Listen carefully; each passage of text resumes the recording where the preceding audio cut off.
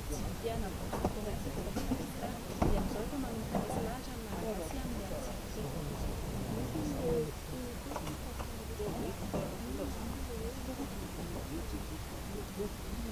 Sarobiana moa zany le vanila satria niveau international Madagasikara dia azo lazaina hoe capitale mondiale de la vanille dia satria amin'izao fotoana izao moa zany dia efa betsaka ireo ohatran'ny hoe intermédiaire midina any amin'ny marché direct dia plateforme Mamex zany avantageux ho an'ny fournisseur sy ny client mba ahafahany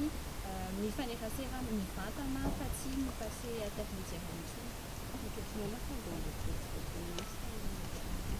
Ny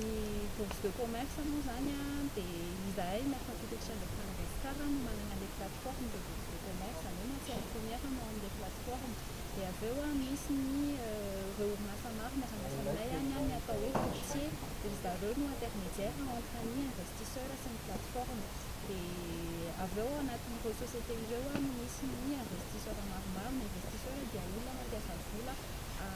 anaovany spéculation amin'ilay plateforme Mamex dia marihana fa ny plateforme dia efa en usage. Mba masakotrana anareo amin'ilay izy firosan-jato malagasy izao mampiasa amin'ilay activité ny client an'ny société mercantile exchange of Madagascar amin'izao dia malagasy daholo. Ny courtier moa zany efa nentenaina teo dia eo amin'ny impoma ireo dia malagasy daholo dia ny investisseur amin'izy koa dia malagasy daholo. Betsaka taniverte ny resahanareo koa tsy vomaika ve misy risque amin'ilay fitazan'ny olona ilay vanille mbola tsy afaka fitazana fotsiny satria les projets annex moa zany momba an'ilay vanille verte dia izay satria ilay vanille moa zany misy karazany maromaro miainga any amin'ny vanille verte mihitsy dia izany hoe any amin'ilay vao tsy mbola ho tazana akory ilay vanille dia efa misy ny acheteur dia izay no proposé ny vendeur anazy zany fa tsy hoe satria misy karazany maro efa vanille cuite il vanille cuite Antananarivo sur izay dia izay le projet hoe le